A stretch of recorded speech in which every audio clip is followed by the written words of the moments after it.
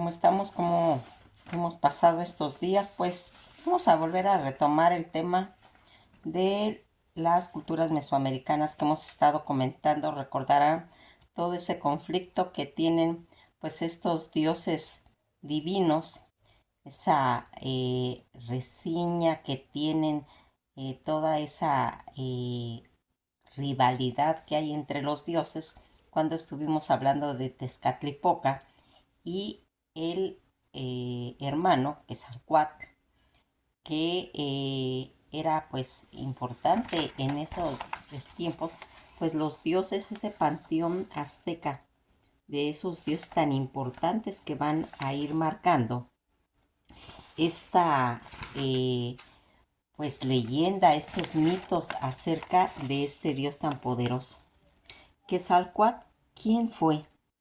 También conocido como serpiente emplumada, Quetzalcóatl era uno de los dioses más importantes de la cultura mesoamericana, una mezcla entre pájaro y serpiente, cuyo nombre es la combinación de la palabra en náhuatl quetzal, que significa pájaro emplumado, esmeralda, y coatl, que significa serpiente. Esta imagen, pues casi por lo regular, todos lo tenemos bien identificado, porque cuando estuvimos hablando de esos dioses creadores que hemos comentado, tanto a Tezcatlipoca, a Huitzilopochtli, y ahora que estamos hablando de Quetzalcóatl, más adelante hablaremos de Jipetotepec, el otro de los dioses pues divinos que van formando estas edades, estas situaciones de estos dioses, porque ya ven, se acordarán cuando estuvimos hablando del calendario azteca, donde en el centro del calendario azteca está el quinto pues dios, que es Tonatiuh, que más adelante hablaremos de él, para estar pues más o menos ya irnos adentrando en todos estos mitos, en todo ese panteón azteca y el origen de esta deidad que se remonta pues a la cultura tolteca. Recordarán que ya habíamos dicho que la cultura tolteca se va a unir con los aztecas, así como la olmeca se juntó con la maya.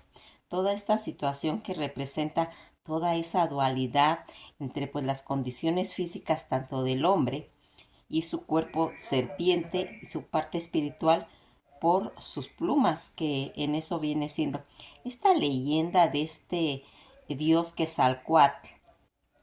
Se remonta pues a civilizaciones, como ya les dije, la tolteca, y es una de las más antiguas de la cultura mesoamericana. Este dios fue pues tanto representado en una piedra tallada en una figura de serpiente, ¿sí?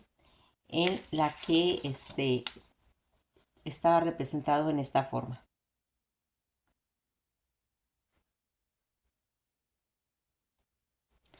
Era descrito como un hombre de tez clara, barba, cabellos rubios y un dominio sobre diversas prácticas como la agricultura, la alfarería, la navegación y la astronomía, denominada C. Acatl, Topixin, Quetzalcóatl. Este hombre llegó al pueblo tolteca para compartir sus conocimientos con los habitantes del Toyam, en la ciudad más importante en esa época de la civilización, como hemos ido mencionando, y que aquí tanto este dios, así como Quetzalcóatl, que se va a ganar tanto el respeto entre todos los toltecas, quienes lo llamaron serpiente emplumada, haciéndose referencia al dios de la naturaleza, de la vegetación, y convirtiéndole en una especie tanto de gobernante, semi dios para esa cultura. Sin embargo, durante todo ese periodo del apogeo, Quetzalcóatl fue engañado por tres dioses, Tezcatlipoca, Huitzilopochtli y Jipe Totec, quienes anhelaban la caída de este. Por ello hicieron que Quetzalcóatl se embriagara con pulque y más tarde tuviera relaciones sexuales con su hermana.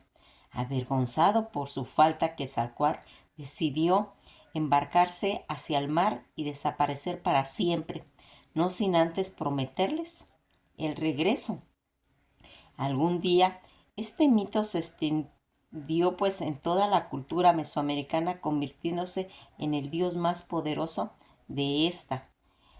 La historia de Quetzalcóatl, según los aztecas, la historia según la cosmovisión azteca cuenta que Tonacatecutli o Tonacacihuatl estaban casados y crearon la mitad del mundo en dos de sus hijos, Quetzalcóatl y Tezcatlipoca. Mientras que Quetzalcóatl se caracterizaba por su sabiduría, Tezcatlipoca tenía un carácter agresivo. Así esta rivalidad que se va haciendo entre los dos hermanos fue responsable de toda la creación y la destrucción de los cuatro que eran o soles de este mundo en los que actualmente vivimos y que vendría siendo más adelante, como he comentado, pues el quinto sol, que es Tonatiuh. A esta cultura que pertenece Quetzalcóatl, dado el mito de Quetzalcóatl se extendió por distintas culturas mesoamericanas, este era considerado pues uno de los dioses más poderosos para los teotihuacanos, mexicas, toltecas, olmecas y mayas. Así como Quetzalcóatl fue conocido como Kukulcán para los mayas, Cucumats para los mayas quiché en Guatemala, Ecatl para los huastecos de la costa toda del Golfo. Se consideraba que el dios de los vientos, de la lluvia y el creador del mundo y la humanidad, así lo consideraban. Este culto de esta deidad que se va a extender también hasta el imperio azteca, donde se va asociando tanto con el planeta Venus y se le consideraba dios tanto del aprendizaje, de las ciencias, de las artes, de los oficios y de la agricultura. Actualmente es posible visitar diversas zonas arqueológicas que incluyen algunos templos dedicados a Quetzalcóatl, donde toda esta cosmovisión azteca estaba designado a regresar en algún momento a la historia para reclamar su trono. Eso es una de las cosas que está en el mito. ¿Qué sucedió con la leyenda de Quetzalcóatl ante la llegada de los españoles? Fíjense en que los aztecas, Quetzalcóatl estaba destinado a que regresara en algún momento de la historia para reclamar tanto su trono, tal como decía la leyenda, originada desde los tiempos de los toltecas. Para ellos, antes de la llegada de los españoles, los mexicas van a ir asumiendo que Hernán Cortés, al ser un hombre rubio y barbón, era la encarnación misma de Quetzalcóatl, por lo que haber llegado desde donde sale el sol, como venían todas esas naves que pues en un momento dado ellos pensaban que eran montañas o que eran casas flotantes, no sabían el concepto de lo que era un barco. Hasta la llegada va haciendo pues una fecha que supuestamente habría que regresar. O sea, las leyendas de los aztecas tenían fecha para este retorno y que se va a ir asociando a la llegada de los españoles. Ya hemos comentado cuando hablamos de los presagios 10 años antes que se van a ir presentando a los aztecas y que Moctezuma va a ir llamando a todos sus mensajeros para que le vayan poniendo, pues en cierta forma descifrando todos esos presagios que ya subimos un video acerca de eso, búsquenlo. Son los presagios de la llegada de los españoles que más adelante vamos a mencionar pues ya más detenidamente y ya más profundamente toda esta reencarnación de Quetzalcóatl y que va a estar pues muy relacionada con diversos personajes claves en la conquista. Además de Hernán Cortés, fue tratado también como una deidad. Toda esta situación que en determinado momento se va a ir suscitando y que va a ir dando origen a toda esa situación. Recordarán cuando estuvimos hablando de las esposas de aquí se las quiero marcar un poquito.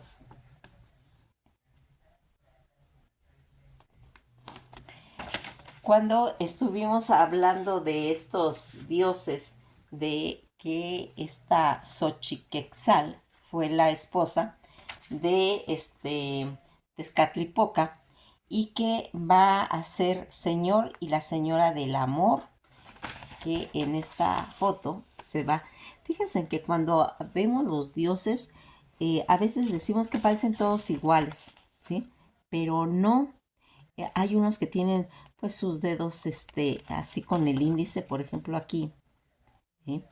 O tienen otras características que cuando ya nos vamos familiarizando con los personajes, pues nos vamos dando cuenta de que son diferentes. Eso lo vamos a ir haciendo con la práctica. Cuando nosotros ya veamos esta imagen, pues automáticamente vamos a saber que es Xochiquetzal, la esposa de Tezcatlipoca. Les hago esta mención porque luego cuando vemos todo ese panteón de dioses decimos que todos se parecen, aparentemente, pero luego vamos a hacer la distinción rápidamente cuando veamos que este es Quetzalcóatl, ¿sí? Y que lo veamos en esta imagen. Dirán ustedes, ¿se parecen? No, porque si se dan cuenta, vean aquí los labios. Vean el dedo índice, ¿sí? Y aquí su caña. Su tocado. Ese tocado que tiene cierto simbolismo y que va a ir haciendo una cosa. Cuando hablamos de Huitzilopochtli, ¿sí? Ya lo tenemos bien identificado porque lo vemos con su caña, aquí con la caña, ¿verdad? Entonces, esa es una de las situaciones en las que podemos hacer esa diferencia, más su vestuario. Y poco a poco nos vamos a ir acostumbrando a que cuando ya veamos la imagen decimos, él es Huitzilopochtli, él es Quetzalcóatl, y así vamos a ir haciendo esta diferencia entre todos estos dioses que van a ir marcando. Nosotros ya vemos esta imagen y automáticamente cuando vemos una serpiente con ese plumaje alrededor decimos, pues es Quetzalcóatl, ¿sí? Cuando vamos a alguna ruina y tenemos esas imágenes. En toda esta cultura mexica, Quetzalcóatl, que era esa deidad preponderante que pues iba representando no solo como la serpiente emplumada, de cuyas fauces emergían a menudo rostros humanos, ¿sí? Pero también como una figura divina completamente antropoforma, cuyo atavío va a hacer esa conexión con un reptil volador, al mismo tiempo que remite pues a toda esta situación que incluye. Fíjense en que toda esta pues noción que tenemos acerca de este Quetzalcóatl, que también es el nombre del personaje tolteca legendario, Set Acatl Topixin Quetzalcóatl, que era hijo de Miscuat y Chimalma.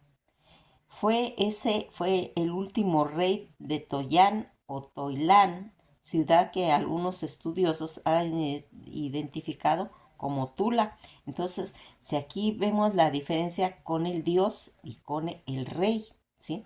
Que también tenía ese mismo nombre. La misión de Quetzalcóatl enseña pues a todos los toltecas el arte, los oficios, la alfarería, la agricultura. En el ayuno, fíjense qué tan importante, ya este dios manejaba el ayuno y no aceptaba los sacrificios humanos, apenas si consentía que se matara en el altar de los dioses a culebras, mariposas. Él decía que la mejor ofrenda a la divinidad consistía el pan y las flores. Quetzalcóatl para los aztecas era tan importante que, como ya les dije, conocido también como serpiente emplumada, Quetzalcóatl era de esos dioses importantísimos en esta cultura que va a ser. Quetzalcóatl que en cierta forma estaba en contra de todos esos sacrificios humanos. La leyenda de Quetzalcóatl en Coatepec prohibió los sacrificios humanos, comentan, y tal vez fue esto que se ganó la antipatía de los adoradores de Texcatlipoca, y por ello, por medio de engaños, quien hace que se embriague y falte al celibato. Toda esta situación que va a ir haciéndose.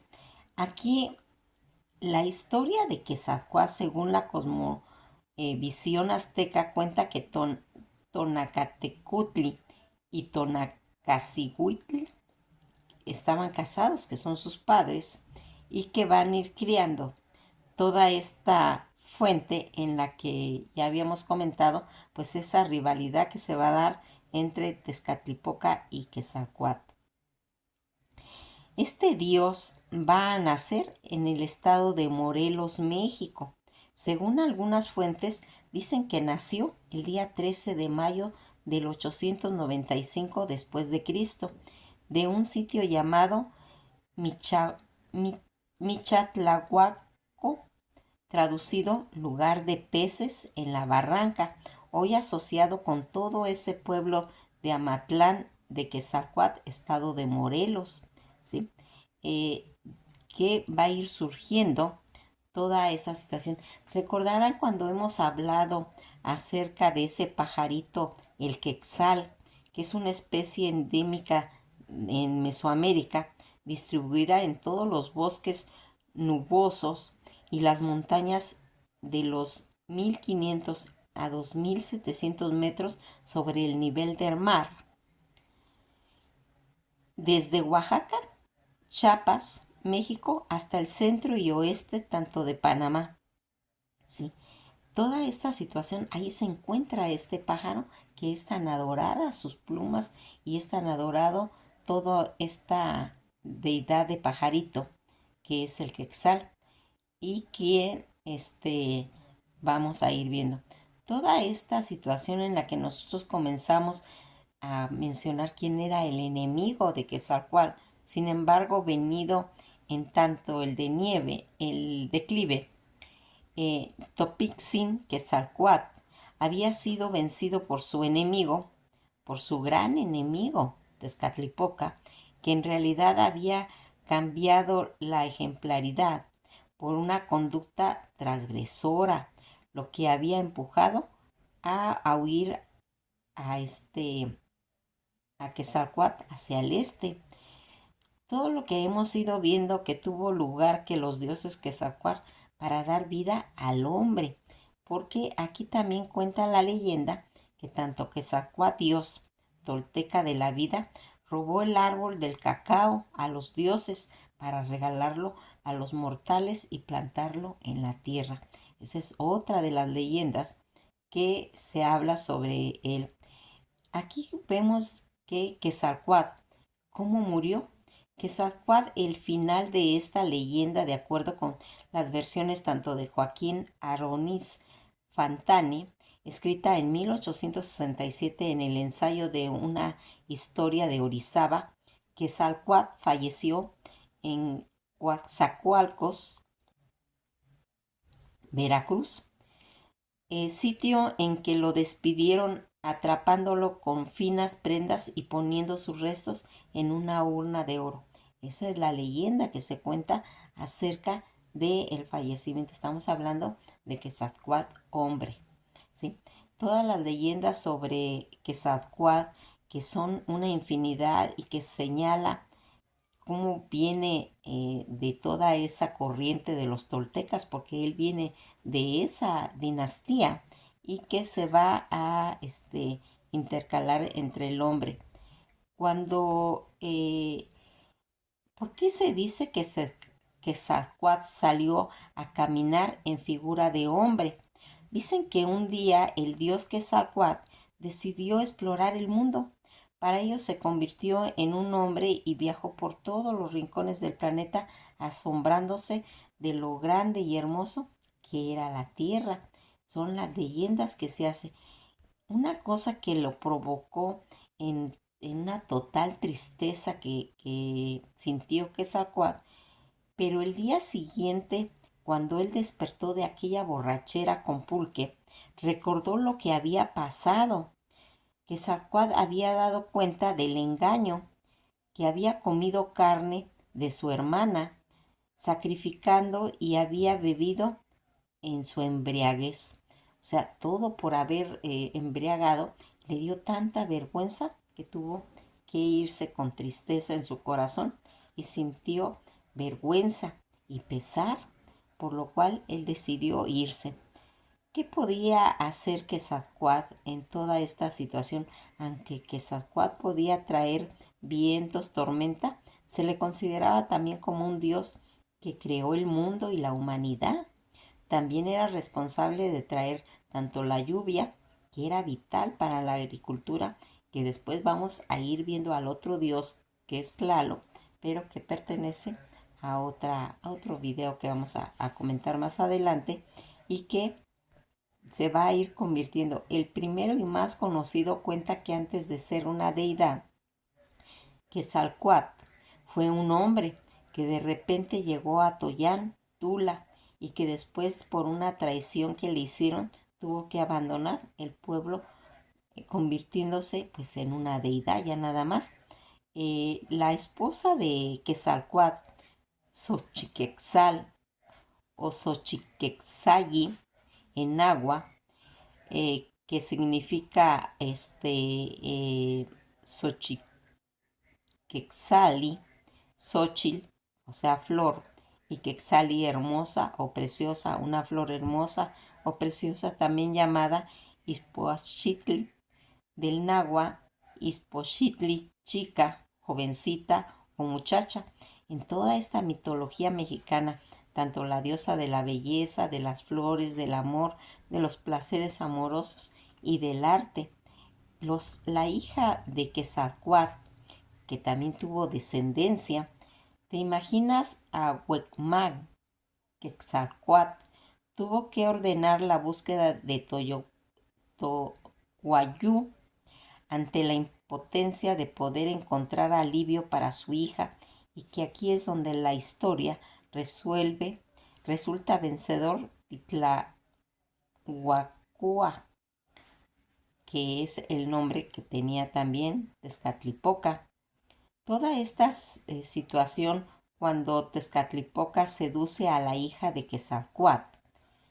Aquí fíjense que vamos a ir viendo poco a poco todas estas leyendas, todas estas historias que van a ir haciendo que podía pues ir haciendo pues una introducción en todos estos mitos. Aquí, ¿qué era una de las cosas en la que los aztecas, por qué no podían comer ellos maíz? Ante la llegada del dios Quetzalcóatl, los aztecas se alimentaban tanto de raíces, de animales que cazaban, pero no podían comer maíz porque estaba escondido detrás de las montañas y no podían llegar hasta él. Esa era una de las cosas que se hacían. Más adelante vamos viendo cómo se va a introducir todo esto. Para las situaciones que vamos a ir viendo entre Cuculcán y Quetzalcóatl, esencialmente Quetzalcóatl y Cuculcán son nombres diferentes para el mismo dios. Los dos son los mismos, pero acuérdense que uno es Quetzalcóatl para los aztecas y Cuculcán para los mayas, creadores de plumas, serpiente, que es Quetzalcóatl, y el nombre azteca Cuculcán, que es el nombre maya, que también tenían otros nombres como Cucumatzi y Ecatl, que era reconocido como los otros nombres de Quetzalcóatl. ¿Quién era el hermano gemelo de Quetzalcóatl? Esta es la razón por la que en la cosmogonía náhuatl el hermano gemelo de Quetzalcóatl recibe el nombre de Xolotl, Es una deidad que se representa como un perro, precisamente el Xoloitzcuintle, que es la principal representación tanto del animal, de esta deidad en la que se relaciona con la muerte, el movimiento, la oscuridad y lo doble. Toda esta situación que vamos a ir hablando más adelante, vamos a hacer un video exclusivo del Xoloitzcuintle para que podamos pues tener más claro esta visión acerca de él. Fíjense que dicen que Quetzalcóatl va a morir en 947, ¿sí? Va a ser su muerte de él. Esta situación, estas leyendas donde se va a ir mencionando que se vio por última vez a Quetzalcóatl sobre la última vez que se le vio en la tierra, hay dos versiones. Una, se alejó en su balsa de serpiente, en la que se llama Coatlapichitl, y que en ella entró y asentóse como en una canoa, y así fue por el mar navegando, y no se sabe cómo y de qué manera llegó a dicho Tlapayán. No se sabe, no se menciona.